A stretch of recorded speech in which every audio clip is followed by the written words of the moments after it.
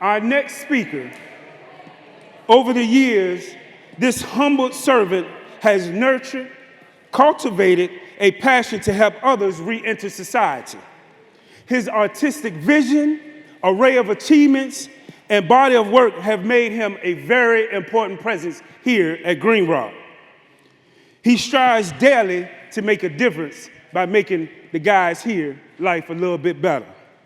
Please welcome who we would call the man of Steele. We please put your hands together for James Steele.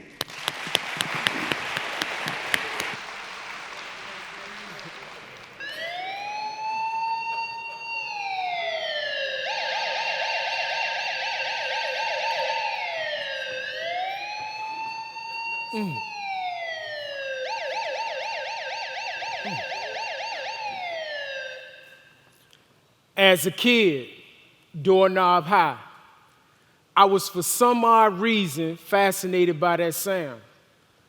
I hear it going up and down the street and see it on TV. At the time, I didn't know the principle behind it.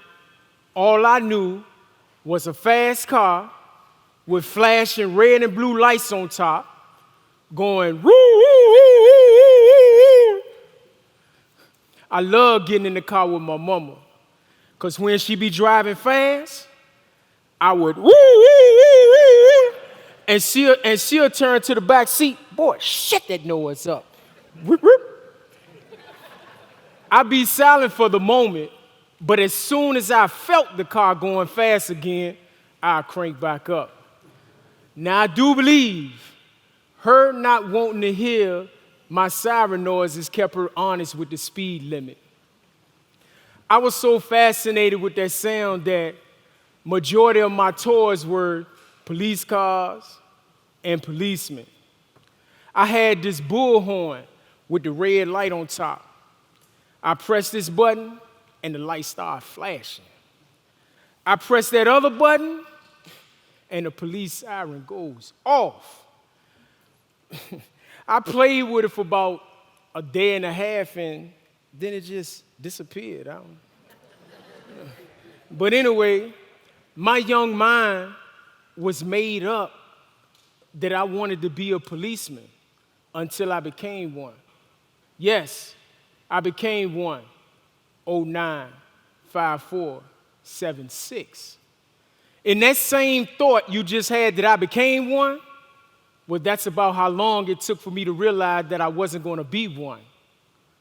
What assisted me in becoming one, 09-5476, instead of a policeman, was bypassing my youth, becoming head of my mother's household, and partaking in lawlessness to feed my little brothers and my mama's coke habit. The streets became my slave master, and I settled with being street, which was nothing but being a servant of death instead of a servant of life. Servants of death do what's subculturally right without comprehending that it's morally wrong.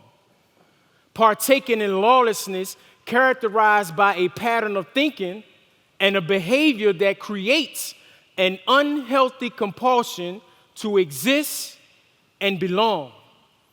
This is why a majority of us now exist and belong to the state. Being street caused me to lose empathy and become desensitized to death. It was an easy transition, especially in my everyday life I was dying to live. Being forced to play the role of an adult had me deceiving myself and thinking I was living life. But that wasn't life for no 14-year-old. There was no more going to the playground or playing on the swings for me. No playing in the creek. The kids haven't seen me so long, they still think I'm playing hide and seek. Didn't know how long I can keep that up. Sometimes I wish I was a bum on the corner just shaking the cup. This situation better end by the time hair grows on my chinny chin chin. Too late, me and my peace fuzz was sentenced to life and 62 years in the pen. And that's how 1095476 began.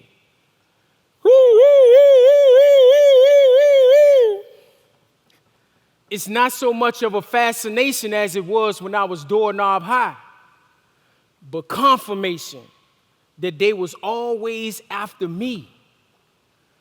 I found myself sitting in a prison cell at age 16, wondering what I could have been when I should have been my age.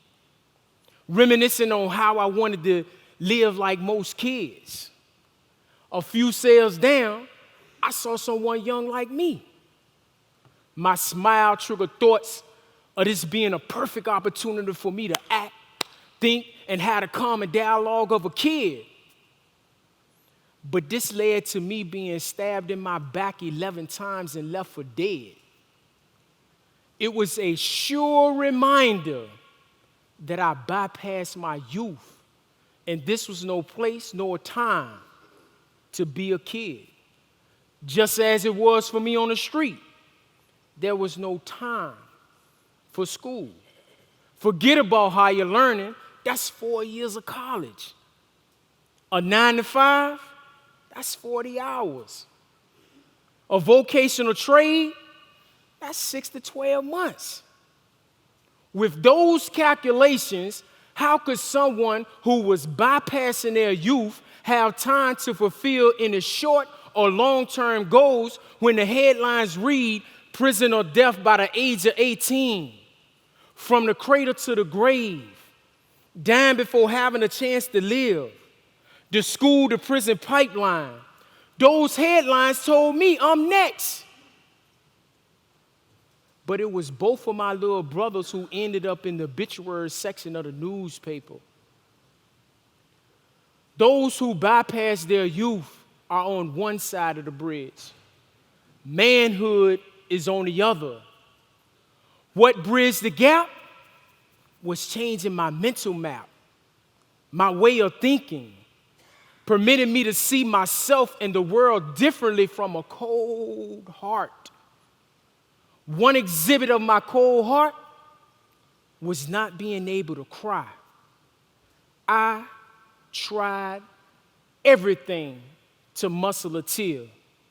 From watching movies I was told that made people cry to experiencing the death of a loved one, no tears.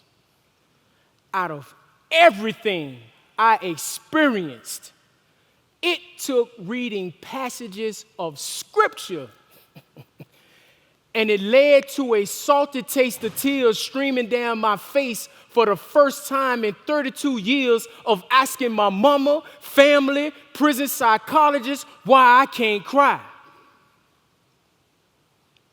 To now be able to cry, I call my tears the melting ice that surrounded my cold heart.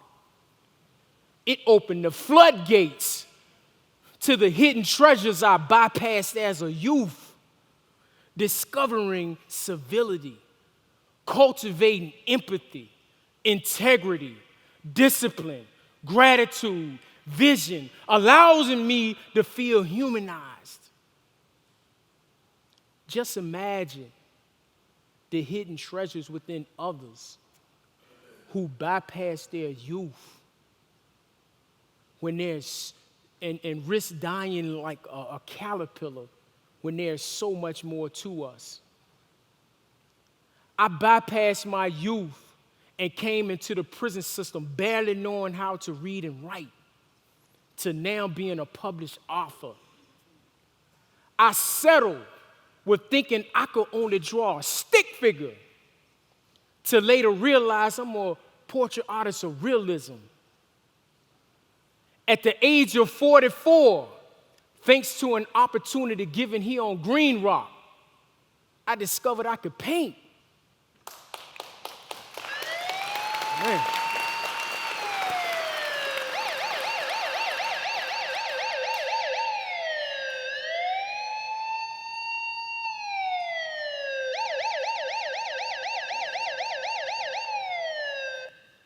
Today, there's a new kind of fascination with that sound, gratified by the fact that they're no longer after me. Not even a possibility. Why and how? Because I'm now living the best version of myself. Thank you.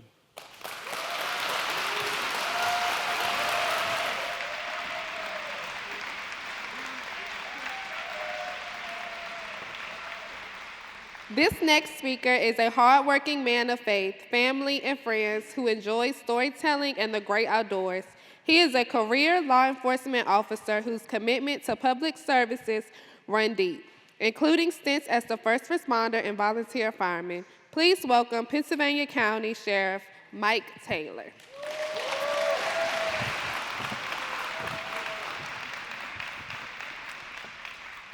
Nebuchadnezzar, the king, was going to have a party.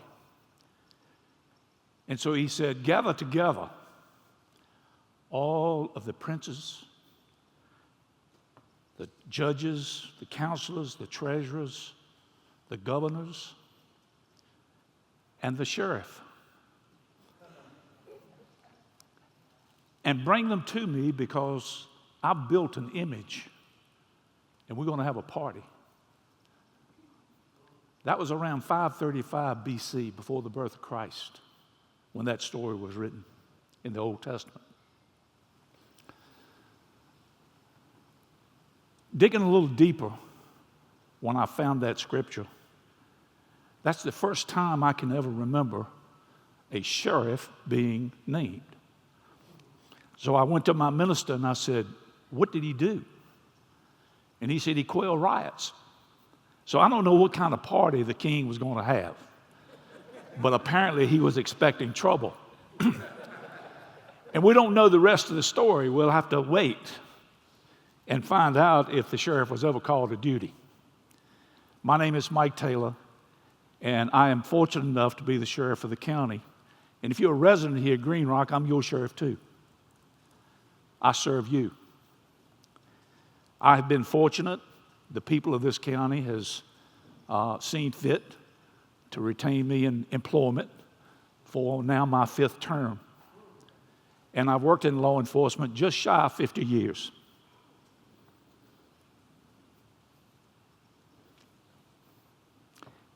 I had a question asked of me one time, what does a sheriff do? I thought that's the most important question I've ever been asked. It was about a 19-year-old. And I thought, why did I choose this profession? I mean, what makes me want to be a sheriff? And I think it's to have a meaningful impact on somebody at some point in my career. And I've tried to do that. So let's move forward from the Old Testament to the New Testament. The Apostle Paul had found himself in jail, and his soon demise was coming about. And so he wrote to his friends in Philippi, to the church. And if I had a title to anything I'm saying, it would be Practical Lessons Learned from a Jail Cell. Paul had a lot of friends in Philippi, and while he was incarcerated, they were good to him. And Paul was really wanting to encourage his friends on how to encourage others. So he wrote a letter, an epistle, to the church in Philippi. And he said, listen, friends,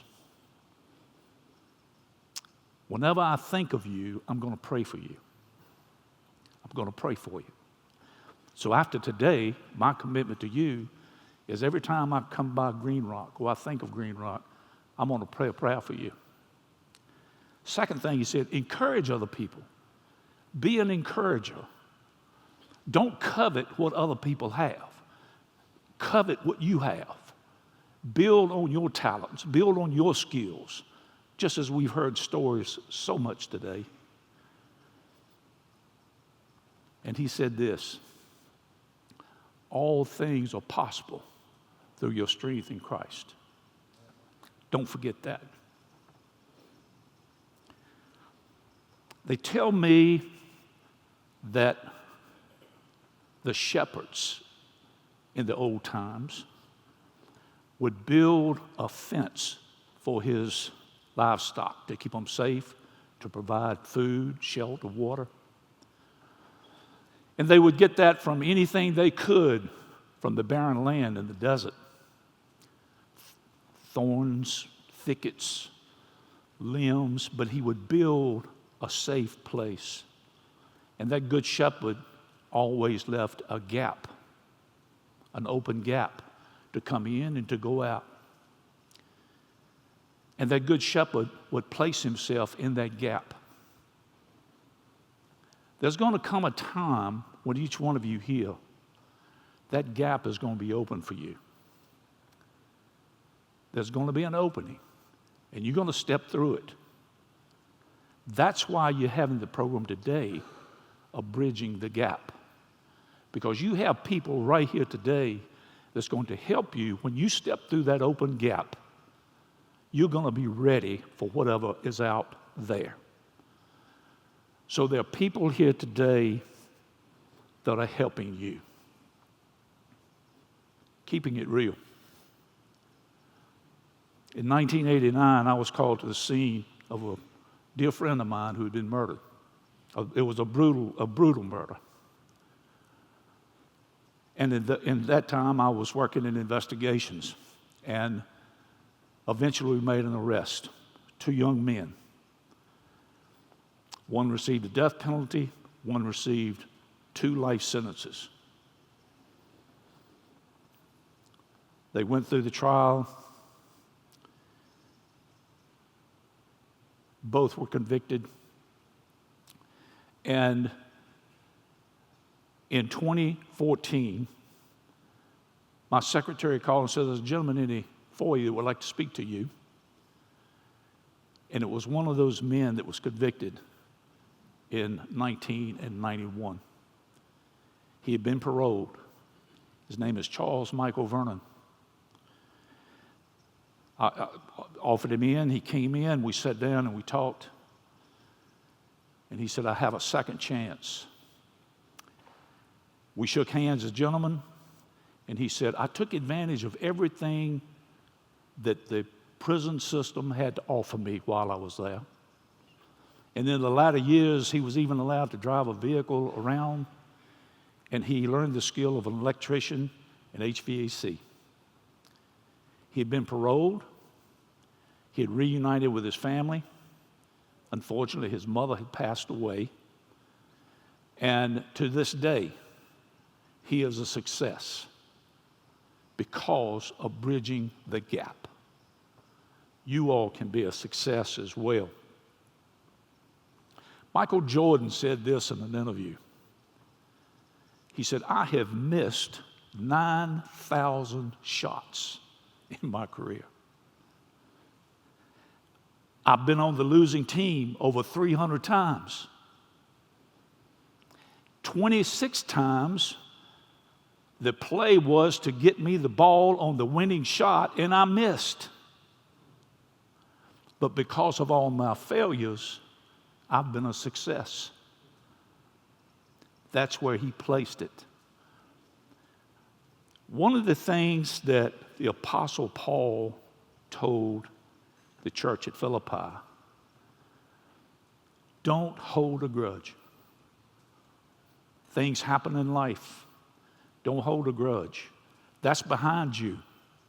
That's behind you. Today, some of you are in here because of man's law. And there'll come a time that you'll finish that. You'll have paid your debts to society. And you'll come out a better person because of just this, bridging the gap. I'm humbled to be here today, to stand before you. I appreciate the opportunity to come and speak to you. But just remember, those principles that the Apostle Paul gave to us, they resonate in our hearts today.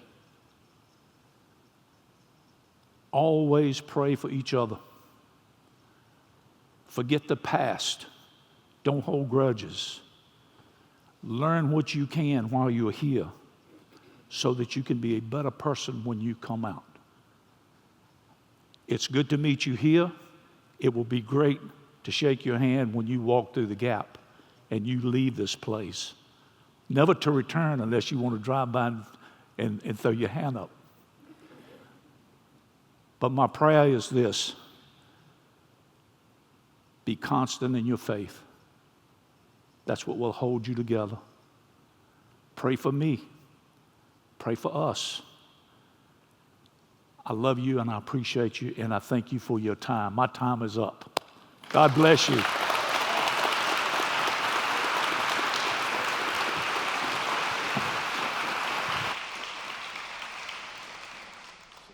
But you said, man missed 9,000 shots. I don't remember missing no 9,000 shots. Our next speaker is a poet and award-winning artist. Creative and charismatic, he's currently enrolled in the volunteer drug treatment program here. Better known to us as Fat Joe, he is also an awesome painter on his road to recovery. Please put your hands together for performing She Cried, Shawn Chick.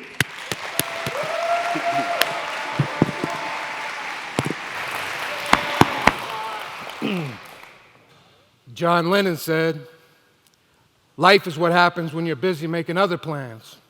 And that's true. Sometimes there's a trajectory to your life that you really don't understand. See Moses. God walked him for 40 years through the sand, and in the end, he didn't deliver him. He only showed him the promised land. Exodus isn't always going to mean exit us, but that doesn't mean that hope for tomorrow isn't something you should trust. Honestly, I feel like there are millions of journeys in everyone's lifetime. I know that I've walked more than a fair share of mine. And it's never been as simple as from point A to point B. It takes getting lost 100 times to see what life needs you to see. Not long ago, for reasons I can't identify, I said something thoughtless that made my mom cry. You see, I was talking about how I've been in here 30 years. And feeling sorry for myself, I said, "It feels like I've always been here." And she cried. But honestly, I didn't mean it that way. When I replay it in my head, what I wish I could say is, "I remember all your sacrifices and trials, and all the times you worried when I was a child, knowing I was in a great big hurry, like life was a race. Now I've come so damn far, I'm stuck in the same place." Allow me to give you some perspective about my backstory so that you might understand the path that leads to me finding me. When I was 17, I took a man's life. I ripped him away from his family, his children, his wife. He didn't do a damn thing to deserve it. That's really the hardest thing to admit. The second hardest thing to remember was the first time my mom hugged me in that juvenile center, and she cried.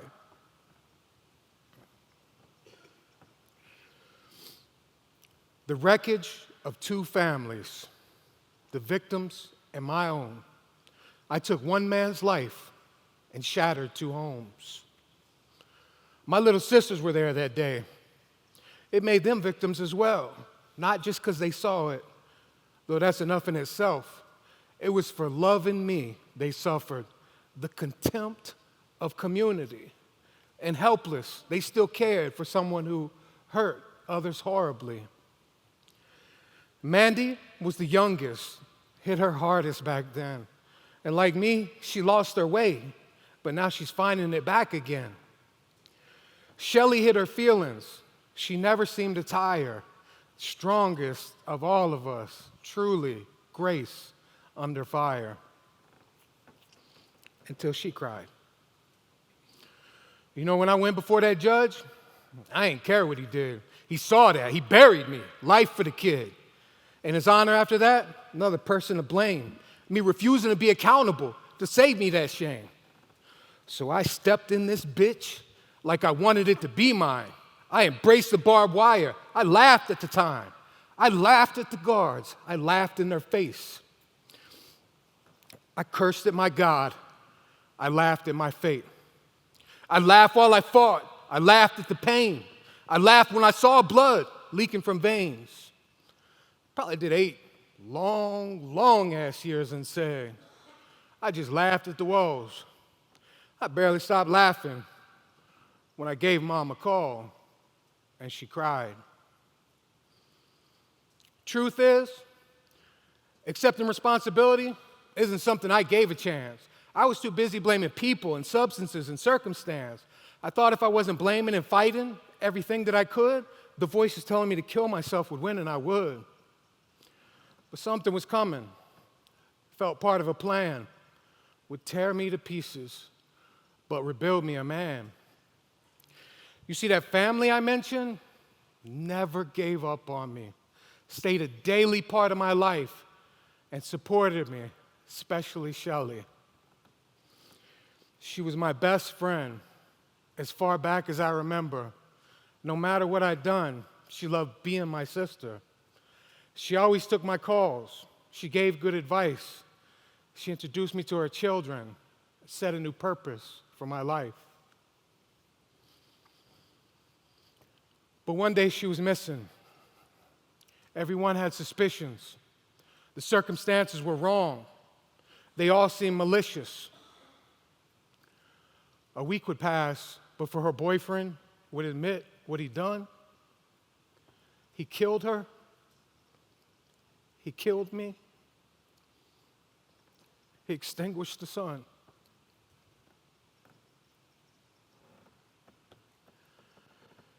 When they reported that on TV, I didn't know what to do. I called my mom to let her know that I knew, and we cried. You see, losing her was a catalyst. It affected me tremendously. It made me face what I'd done and view it with honesty. You know, I'd owned the guilt of my crime from the very first day, and I've expressed my remorse in every possible way.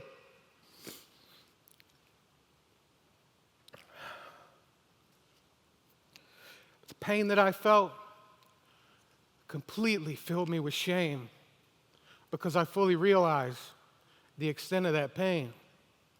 Heartbreak I felt, I had caused someone else. I began to struggle with addiction. I was living in hell. Every day I looked in the mirror and I hated what I saw. And the me that I saw there wasn't me after all. But then not long ago, I heard a voice in my head. I could feel her like right there, telling me not to give up and how much she cared. I knew what I needed to set myself free. The path to redemption started with me. You see, we were created to love. We were instilled with the charity that allows us the grace to feel compassion and empathy. Shelly, she came here to earth, and her soul served its purpose. It learned what it needed, shared what it could, and then she left us. I felt her leaving. It's like she passed with a whisper. And I opened my heart in that moment, and I forgave him for taking her. Now I walk a new walk, and I wait for that date when I can hug my mom outside of those gates, and we'll cry. Thank y'all.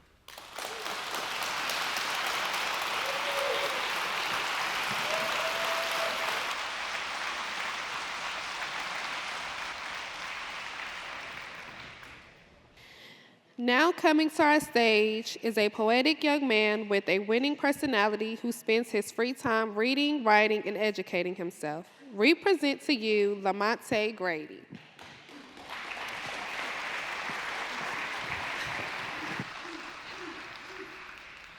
I once believed that I could solve any problem. And if I didn't know an answer, I'd find it eventually. But once I got locked up and got sentenced, it became clear to me that my kind of thinking was just my ego talking. The truth was, I was good at helping others, but had no clue how to help myself. At the Daytona racetrack, as those incredibly well-tuned machines roar around the track and day changes to night and back to day again, every single car needs the stops to get out of race for a time. They call them pit stops. Even the greatest of those race cars can't make it without those stops. And often, those adjustments are more important to the car than the shape it was in initially. And the same applies to me. I'm at my own pit stop in prison. When I got to prison, I started doubting myself. I started letting my fears consume me. I started thinking, this is who I am. This is what I'm supposed to be. But I had to learn that if you want change in your life, then you need to be prepared to change. For me, prison has been an important journey. Otherwise, I would have had to wait 38 years before I could start my life again.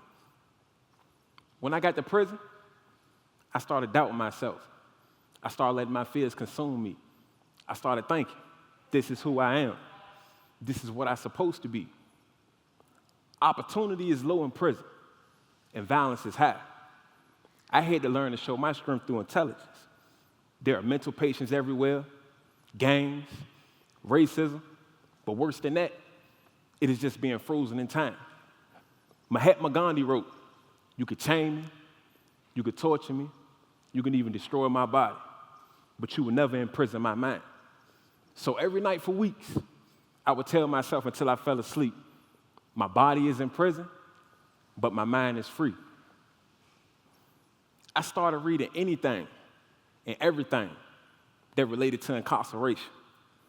I found out things about our prison system and discovered that it has swollen to such gigantic proportions. It's larger than the entire university system in this country. I read that it costs $10,000 more to send somebody to prison than it does to send them to an Ivy League college. We've outstripped every country in the terms of the number of people we incarcerate, but yet the quality of our public education lags behind other countries. It's like America is world champion when it comes to locking people up, but yet when it comes to giving people the skills, hope, and knowledge to pursue other alternatives, we seem to get worse each year. I also read many stories of people who came home from prison and became successful. I realized that these people accomplished such stunning life changes and subsequent victories because they never gave up on the idea that they had the right to be unreasonably happy. And that's when I knew and believed that I had the right and ability to recreate my own life. I learned that hope and belief are all you need to move forward toward any goal. Hope, the most powerful precursor to belief. Why? Because even for the most hardened and cynical, hope gives us the right attitude to be able to believe again. And now, belief is something we all carry with us. To be honest, it's scary to believe in ourselves because none of us want to be hurt by taking a chance. And that's when those old habitual voices of doubt start to creep in and push us back to our old ways. I quickly learned that the more I substitute new plans, new beliefs, new ideas, new thoughts, the easier believing became. In a unique way, belief is like a muscle I had to learn and build and train. I use small words and phrases to reiterate trust in myself, like, I can do whatever I set my mind to. I, Lamonte, am capable of turning things around. My attitude now impacts my future. Your belief is one thing that can't be poisoned by jail time. No one can destroy it. Learning to believe in myself is an exhaustible source of power that is accessible to all of us, no matter our circumstances. A shocking truth I read is that if you tell a person they are stupid, the same person does worse on a test than if you said nothing. And if you tell a person they are a criminal, they are more likely to commit a crime. And on a more positive note, if you tell a person they are smart, the same person does better on the test. I realized that the most important thing is what I actually believe myself to be. My current situation in prison is constantly trying to convince me what to believe. But I know it doesn't have to be that way. So one night, that turned into many nights, I asked myself, am I willing to be courageous and vulnerable enough to believe that I will be great and do positive things in this world? Once I realized the power of belief was waiting inside of me like a hidden treasure, my next thought was learning how to access it. What will I use the power for? Will I use it to envision a new future for myself? Once I surrendered to belief, I knew nothing, and I mean nothing, can stop me from building a happy life that is specific to me. I realized that I could build that life within these prison walls. As my belief got stronger, and I learned to channel my negative energy into positive energy and belief, it's like I created my own kind of momentum that brought forth everything I planned and decided to do. I told myself, I believe in you, and that belief got stronger every day. The path from one place to another often isn't always a straight line. We tend to believe that it's going to be simple from here to there, but we end up with unforeseen detours and unanticipated delays. But one thing I know is we hold up by keeping our destination in mind. And shockingly, some of these detours bring us benefits, such as me coming to prison, providing me time to improve mentally and to write about my life experiences. We all want to be innocent until proven guilty. In prison, we go on and on about the same thing. Being here is unjust. Over and over, we point out we either framed or done wrong. In some cases, it's true. But I slowly but surely realized that I couldn't go on with that thinking any longer. Anytime those sticky thoughts arise in me, I only had one answer. Whatever, Lamonte. If you don't forget about your regretful past, you'll keep on reliving it. It's not like you drown by falling in the water. You drown by staying there. And I refuse to stay. It wasn't until I let go of who I thought I was that I was able to create a completely new life. It wasn't until I let go of the life that I thought I should have that I was able to embrace the life that was waiting for me. I now know that my real strength never came from my body. And even though my physical capabilities have changed dramatically, who I am is unchanged. The light inside of me is still a light, just as it is in each and every one of us. And with all that being said, I'm going to close with this.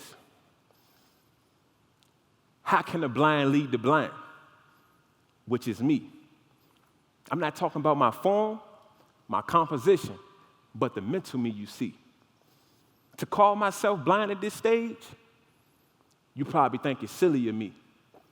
But when you can see the most important things about life that most people refuse to see, I say this because even though my education was taken in by me individually, how can I not look into the eyes of my elders and youth and visually see me? So yes, I'm included in that blind. How can I pretend not to be? Even those who read or hear this poem, I must say that it was written and heard by me. So look deep within yourself and tell me what you see. And if the Bible was right in the beginning and we were made in his image, by the way, what is his image if it's not that of me? So stop saying me if you don't respect we. As a matter of fact, turn the we upside down and tell me and we what do you really see.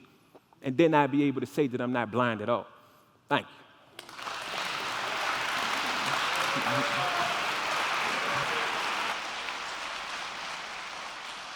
As we all have seen and heard, this dynamic entertainer has a style all of his own. Performing The Devil Knew My Name, please welcome back to the stage Charles Mason Monroe, better known as Charlie Billy Jr.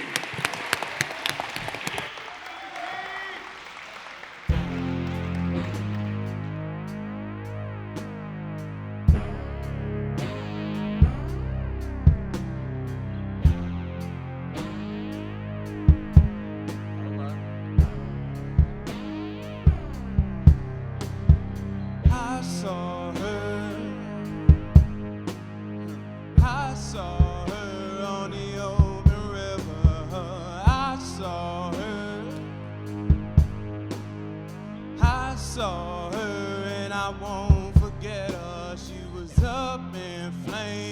gliding on a broom. She was up in flames, riding to the moon. And when I saw her, it was like the devil knew my name. Yeah. She asked me what I wanted out of life. I told her fame. Look at me now.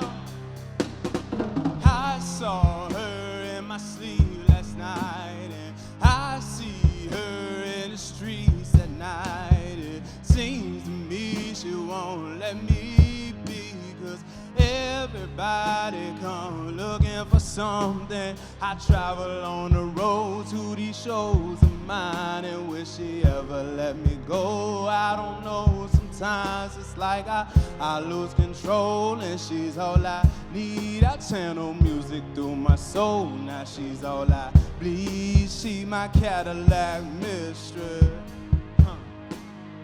devil in disguise, if I ever saw the kind. Empty roads and black wishes,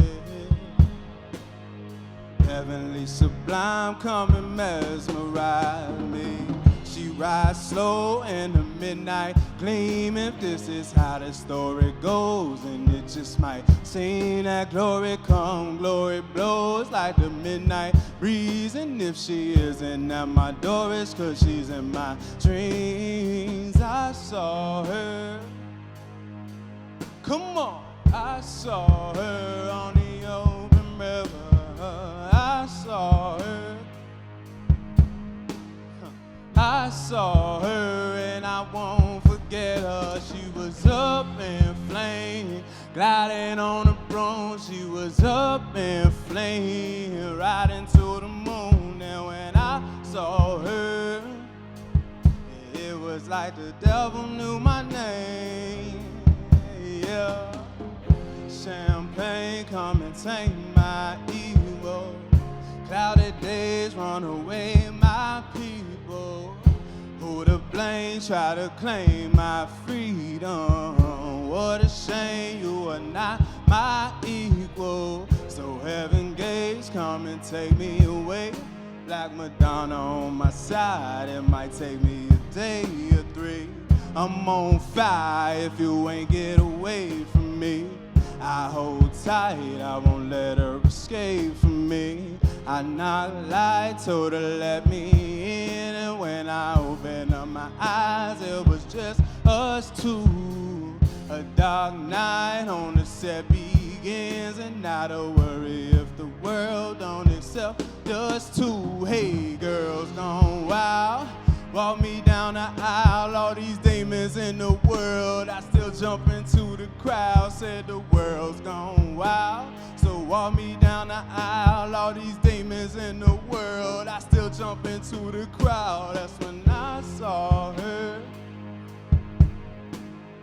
I saw her on the open river. I saw her. Come on.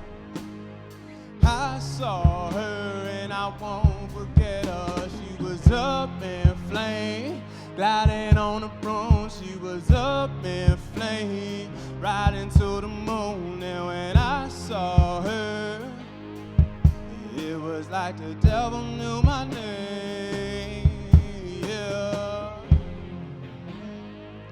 It's like she got me. She won't let me go. I don't know if I wanted to.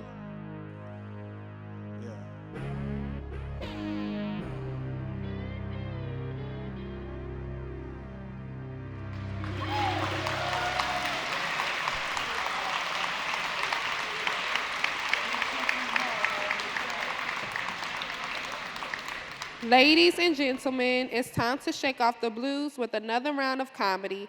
Please put your hands together for Warden Mike Seville. I need to work on my walk, like I need to.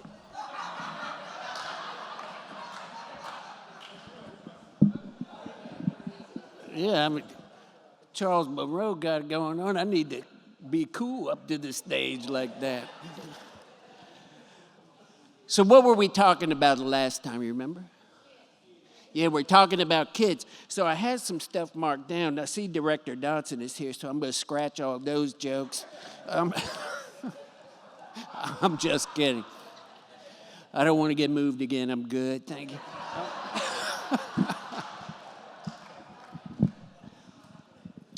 But we were talking about the kids.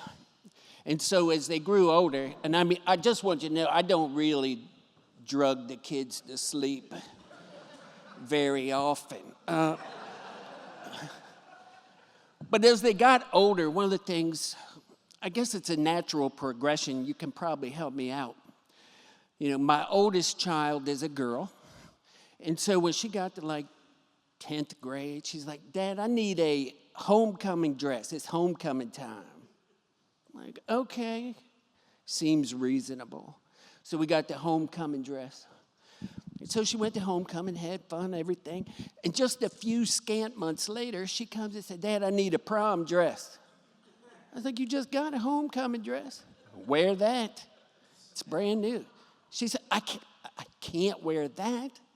I'm like, why not? She said, people saw me in it. I'm like, what? They saw me in it. I'm like, no one cares what you wore to homecoming. Just wear the dress. Nope.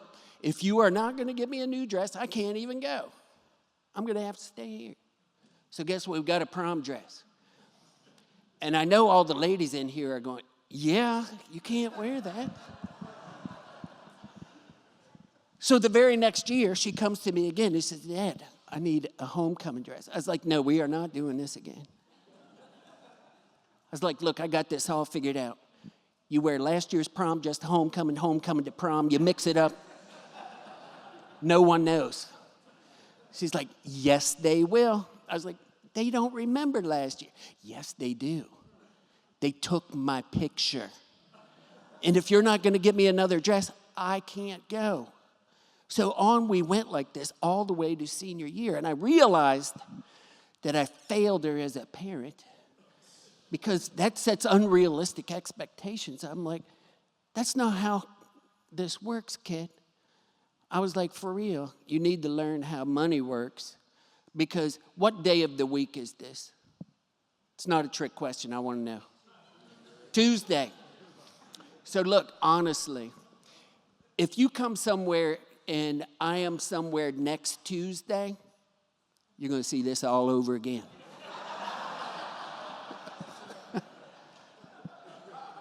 This is Tuesday. That's how it works. But she's grown now. I think she gets it a little bit better. So as we move on, I'm going to let the next person come up.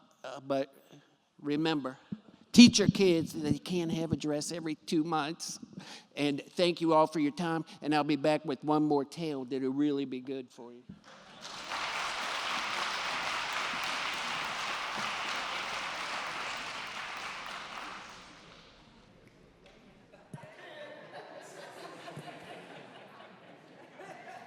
Devil knew my name, yeah. This intense young man is a dynamic speaker, writer, and passionate advocate for helping disadvantaged youth and reforming the criminal justice system. After he is released, he hopes to run for public office. I'm so glad that they did pass a bill that will allow us to be able to vote. Because for me, and I'm pretty sure some of the other guys in here in blue, light blue that is, will vote for this young man. Please give your applause, and one day your vote to my main man, Jeremiah Lark.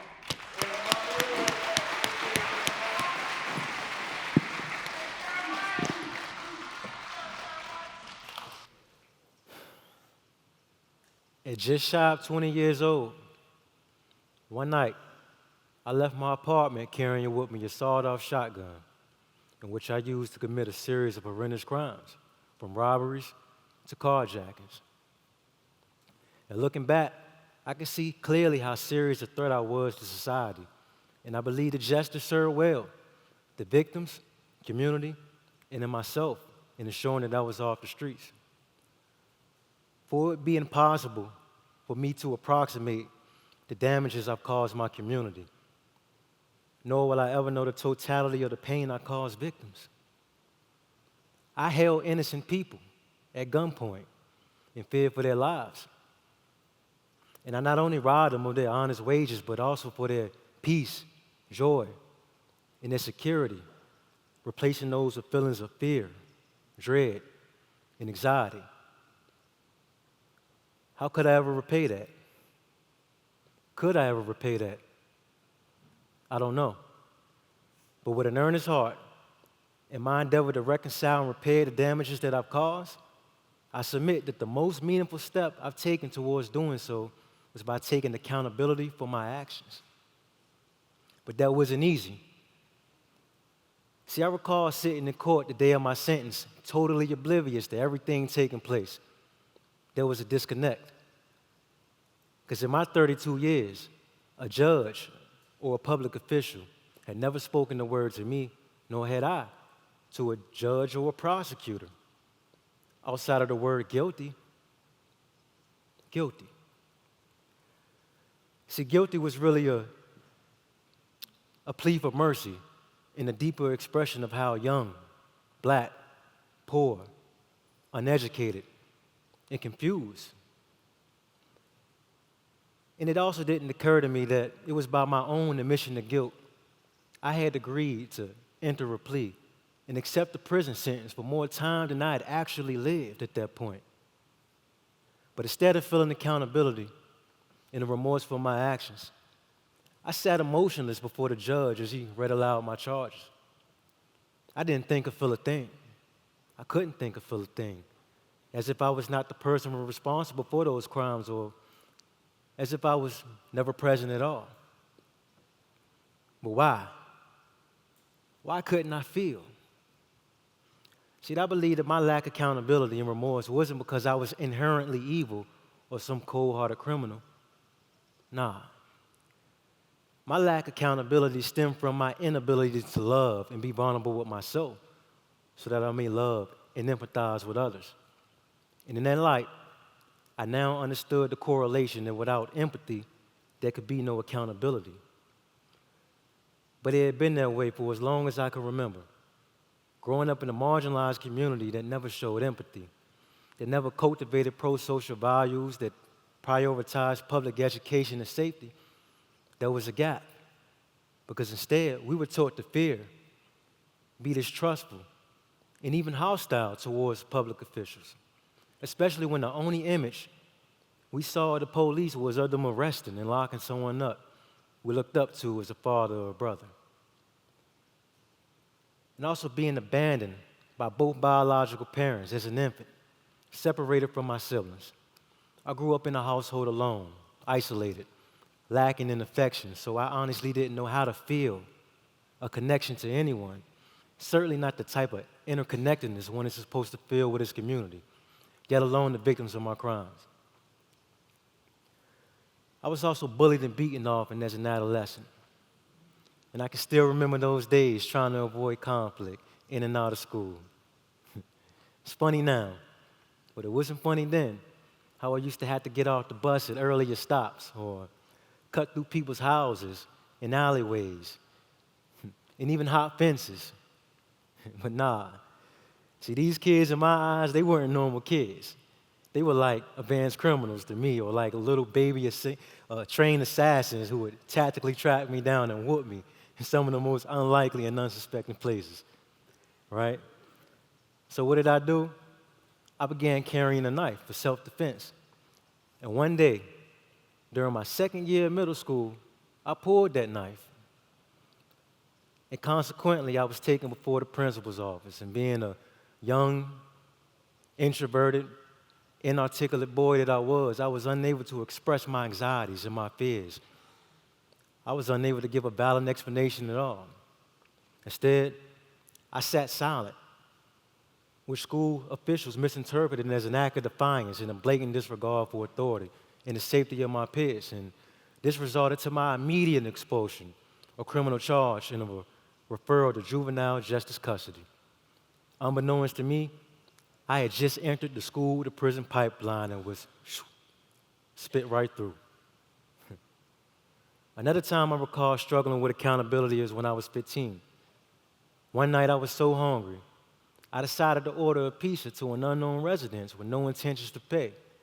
Why? Because I had no money to pay.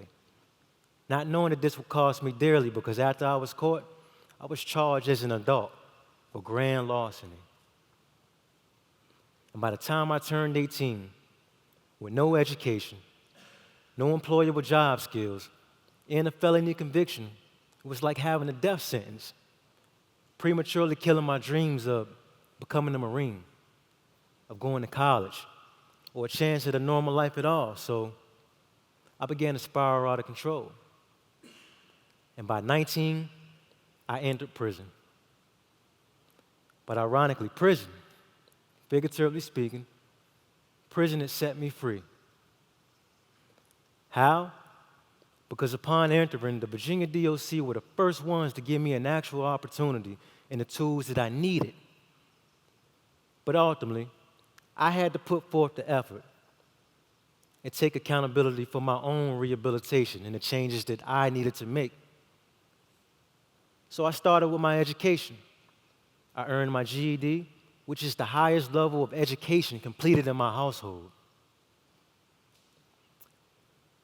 And after developing work ethic by working prison jobs and getting the job skills that I needed, I can now say that I can return to society and create my own financial freedom and my own security. But that wasn't enough. See, during the course of my incarceration, I've also tried to utilize my time seeking to understand the public's perspective. I had to know why I deserved the punishment I had received. I needed to understand the law and exactly what does justice mean. So I began frequenting the law library. I read law books, case law, wrote briefs. I even watched law shows because I felt as if learning this was the only way that I can truly understand public safety, take accountability, and develop a genuine remorse for my actions. And you know what? It worked. And this was groundbreaking to me and a real turnkey moment, considering that the law is rarely ever taught in black communities. Justice is rarely ever experienced. And for the first time in my life, I learned what my rights were and how vital those rights were to the safety of my community as well as my own social well-being. Right?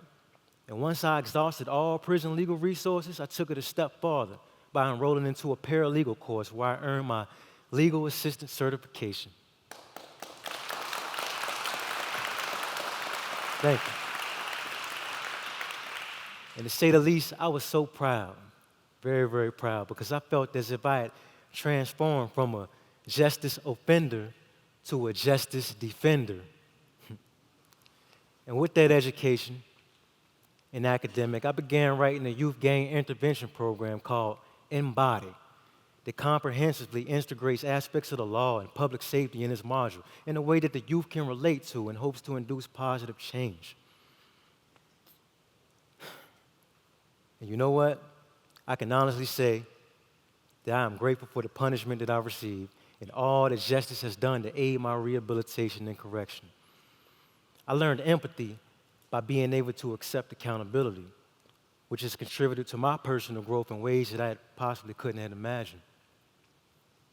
And I now feel acutely connected with my community, and I have a healthy regard and opinion for public authority, right? I'm politically conscious and informed without bias or prejudice. In fact, I've begun my days for years with the local news in the morning, The View at noon, News Nation in the evening, and the Mike Huckabee Show at night. Who would have imagined the Mike Huckabee Show, right? But this experience has also taught me to value the rights of others as I would have valued my own had I known what they were and what they truly meant to me before I lost them. And with a keen sense of justice, I now understand my relation to my community, as well as my moral obligation, why it's important that I do all I can to possibly rectify and restore those relations. See, I think that today, that the public is very capable of understanding the hardships of disadvantaged people in communities. But the principle lies within the law. My community needed me to acknowledge the fact that I broke the law so that we can then begin to heal, forgive, and move forward. See, when we hold ourselves accountable, we then have the rights to hold others accountable. And in that respect, I believe I've done everything in my power to take accountability as well as make my transformation a permanent reality in preparation for my return back to society as a law-abiding, tax-paying, and productive citizen. And I look forward to one day walking across that bridge, bridging the gap from corrections to community in hopes that you will forgive and give me a second chance. Shalom. Thank you.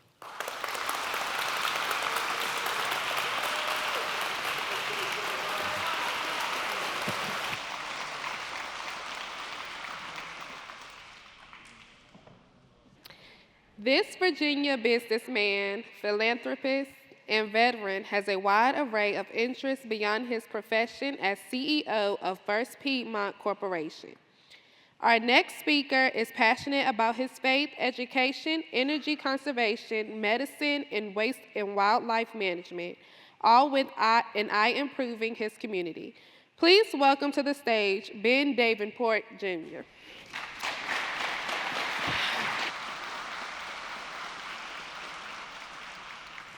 This has been a humbling experience to me. I didn't really know what to expect, and when I got here, going through all the security and getting into the bowels of what's here made me realize, what each one of you lives with each day. And, no one can understand until they walk in the other man's shoes.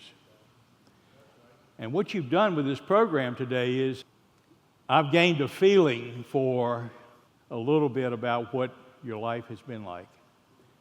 You see, I grew up in a blessed situation. I've never had to deal with what you've had to deal with. And so as I have said to many people, and I have a lot of employees, I say, I don't know why I am who I am or who you are, but one thing I do know for sure, I came into this world with nothing. I'm going to leave here with nothing. Everything that's here is on loan to me from God Almighty. And at the end of time, when we all get to the pearly gates, we're equal. So lest we forget that the whole significance of this experience we're going through. I want to tell you a story about a good experience that I had here. Some of my friends here remember this gentleman. Our church had a mission program in Camp 15. You see it over there on the hill over, and I don't know whether any of you have ever been over there or not. But anyway, Camp 15 was I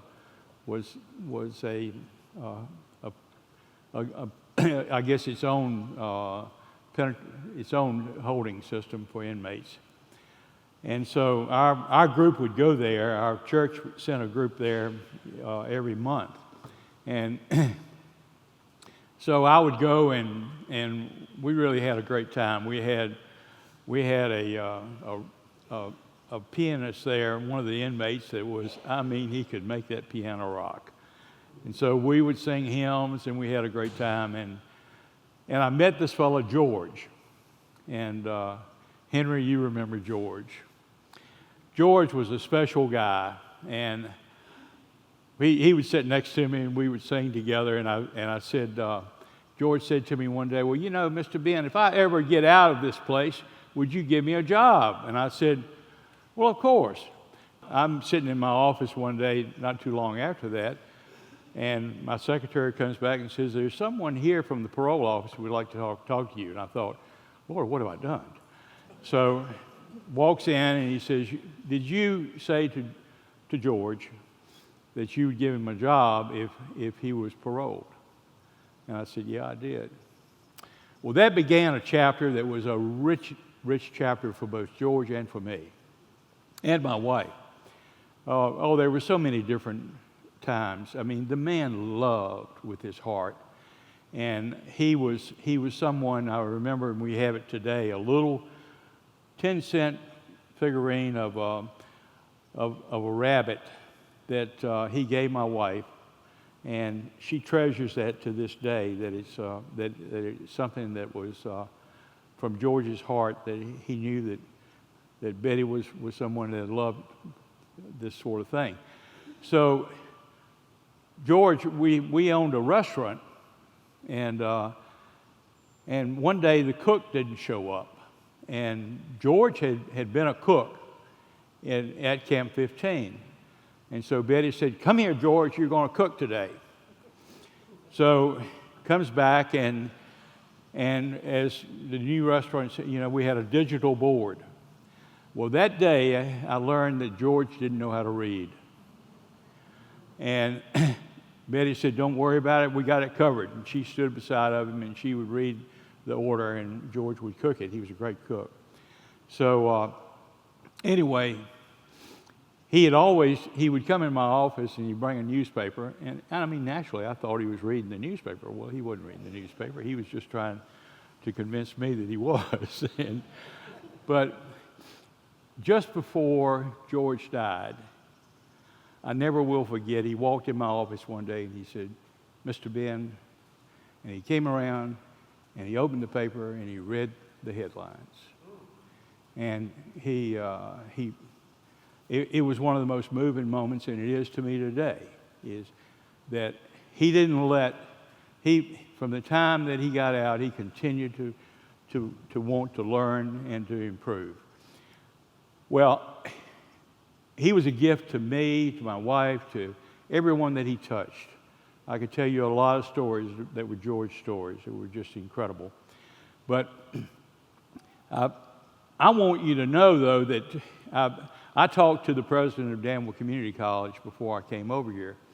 And I said, "So tell me about what kind of programs you've got over at Green Rock." And he told me about the 5 programs.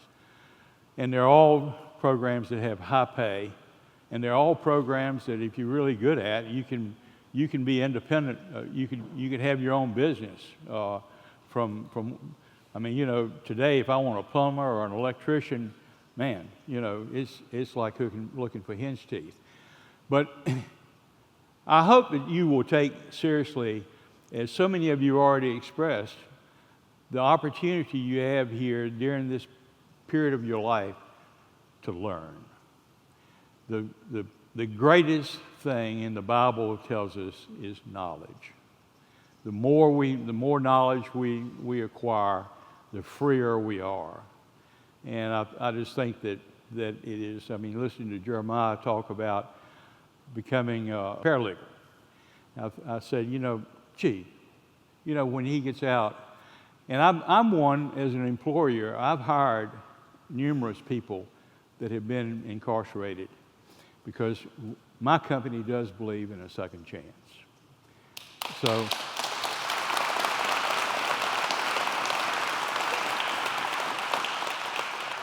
So I'm going to leave you with that. It's in your heart. You can be whatever you appear to be, and I know when you're in this system, it's pretty easy to make the appearance of being straight. But during this time, listening to you all, I have become convinced, a lot of you, if you had a heart that was bitter, it's no longer bitter. And you realize that, in fact, that there is an opportunity in life, and a lot of it's going to be, you're going to enjoy life so much more out of loving than hating, out of working than not. So God bless you all, and I appreciate the opportunity to be with you.